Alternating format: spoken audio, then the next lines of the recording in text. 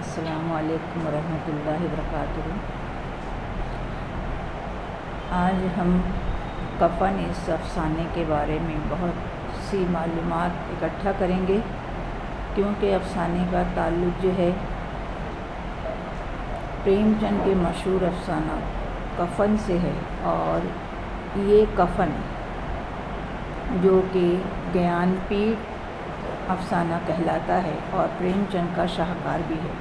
جیسا کہ آپ جانتے ہیں کہ پریم چند جو ہیں اردو ادب میں افسانہ نگاری کے موجد کہلاتے ہیں۔ انہوں نے تقریباً 200 سے 250 تک افسانے لکھے ہیں، لیکن ان افسانوں میں کفن یہ پریم چند کی شہرت کا باعث بنے۔ جیسا کہ آپ کو معلوم ہے کہ اردو ادب کو 2 حصوں میں منقسم کیا گیا ہے۔ پہلا حصہ نثری اصناف سخن، دوسرا شعری اصناف سخن۔ نثری اصناف سخن میں داستان، ناول، افسانہ، ڈرامہ، خاکہ، سیرت نگاری، سوانح نگاری اور مورخ اور دیگر بہت سی اصناف شامل ہیں۔ آج ہم پریم چند کا مشہور افسانہ کفن اور افسانہ کیا ہے اس کے بارے میں ہم تھوڑی سی معلومات حاصل کریں گے۔ افسانہ وہ نثری تخلیق ہے جس میں اختصار کے ساتھ جامعیت ہو اور کسی خاص مرکزی تاثر پر استوار ہونے کے ساتھ ساتھ حیات انسانی کا کوئی گوشہ یا عکس پیش کرے۔ افسانے کی زبان پرکشش اور انداز تحریر انتشار سے پاک ہو اور ایک ہی نشست میں پڑھی جا سکے، یعنی افسانہ یہ وہ صنف ہے جو انگریزی میں شارٹ اسٹوری کہلاتی ہے۔ جیسا کہ اس کی ڈیفینیشن سے ہم جانتے ہیں کہ افسانے کی سب سے نمایاں خوبی جو ہے اختصار اور جامعیت ہے۔ اسی میں افسانے میں ایک واقعہ بیان کیا جاتا ہے، کردار بھی کم ہوتے ہیں، کردار ایک ہی مقصد کے تابع ہوتے ہیں، اس لیے اس کا پلاٹ مربوط اور جامع ہوتا ہے۔ افسانہ پڑھنے سے پہلے اس کے اجزائے ترکیبی پر اگر ہم غور کرتے ہیں تو درج ذیل تراکیب جو ہے افسانے کے لیے لازمی قرار دی گئی ہے۔ نمبر 1 پلاٹ، 2 کردار، 3 نقطۂ نظر، 4 ماحول، 5 اسلوب، 6 آغاز و اختتام، اور سب سے اہم وحدت تاثر ہے۔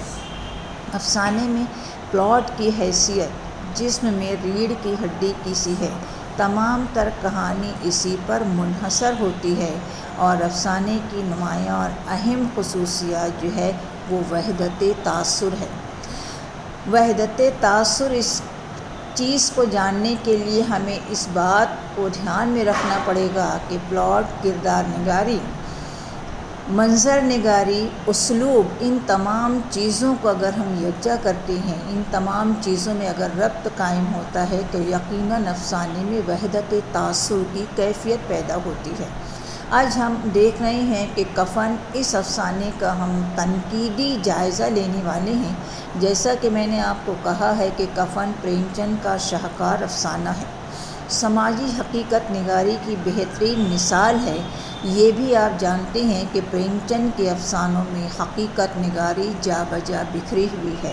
پریم چند کے تمام کردار جو ہیں وہ اپنی جگہ پھولتے پھلتے نظر آتے ہیں، اور پریم چند کے تمام افسانوں میں یہ خواتین کو زیادہ اہمیت دی گئی ہے۔ درج ذیل افسانہ جو کفن کے نام سے ہے، اس افسانے پر ترقی پسند افسانہ نگاری کو بنیاد فراہم کرنے والا افسانہ کہا جاتا ہے۔ پریم چند ایک آدرشواد اور مصلح افسانہ نگار ہیں، اور جیسا کہ آپ جانتے ہیں کہ جس وقت کفن لکھا گیا یہ ہندوستان کے پرآشوب دور میں لکھا گیا، اور اس وقت پریم چند گاندھی کے نظریات سے کافی متاثر تھے۔ افسانے میں پریم چند نے ایک ایسے سماج پر طنز کیا ہے جو رشتوں کی شناخت اور انسانی قدروں کو بھی پامال کرتے ہیں۔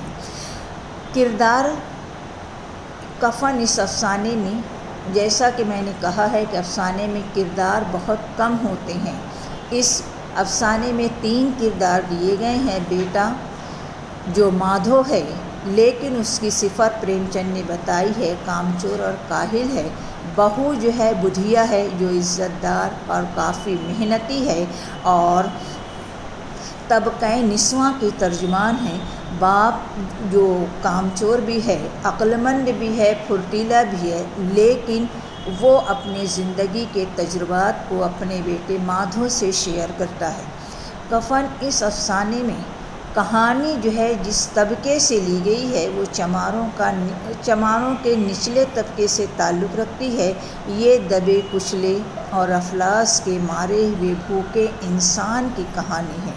بھوک اور غربت نے انہیں اس حد تک بے حس اور خود غرض بنا دیا ہے۔ اس افسانے کو جب ہم دیکھتے ہیں تو اس بات پر ہمیں یقین ہوتا ہے کہ پریم چند نے دیہی زندگی کو بڑے اچھے انداز میں پیش کیا۔ افسانے میں جہاں کردار نگاری کافی اہمیت رکھتی ہے، وہاں مکالمے جو ہیں وہ بھی ڈائلاگ وہ بھی اپنی اہمیت کے حامل ہیں۔ پورے افسانے میں پریم چند نے ایک دیہاتی زندگی، دیہاتی ماحول اور دیہاتی زبان کو بڑے اچھے انداز میں لکھا ہے۔ یہی وہ اسلوب ہے جو افسانے کو زندگی سے ہم آہنگ کرتا ہے۔ اس افسانے کے چند مکالمے میں آپ لوگوں کے سامنے پیش کرتی ہوں، جس سے ہم کو اس دیہاتی زندگی جن کا مقدر غربت اور افلاس ہے، دیکھیے پریم چند نے کس طریقے سے لوگوں کے جذبات کی ترجمانی کی ہے۔ کیسا برا رواج ہے، جیتے جی تن ڈھانکنے کو چیتھڑا بھی نہ ملے، اسے مرنے پر نیا کفن چاہیے۔ یہ ڈائلاگ ایسا ہے جو واقعی آج بھی اس دور سے لے کر آج تک یہ ہمارے سماج پر گہرا طنز کرتا ہے۔ اس کے بعد آگے لکھتے ہیں کفن لاش کے ساتھ جل ہی تو جاتا ہے۔